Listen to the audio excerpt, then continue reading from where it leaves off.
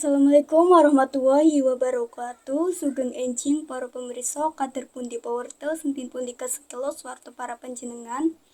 Sedaya kata pawarta ingkang aktual lajeng latinartoyo sampun kula naktake kagem panjenengan sedaya kalian kula Siti Kurniasih menika pawarta sajanipun Indonesia ketosan niku dilanda kakeringan nyebabake sawah kula badhe maos pawarta babagan sawah padha garing Desa Sengon sawah-sawah pada garing amarga pirang-pirang dina boten wonten udan lanang rekapa banyu lemah teng mriki padha garing lan boten subur bisa nyebabake petani gagal panen lan para petani bakal rugi.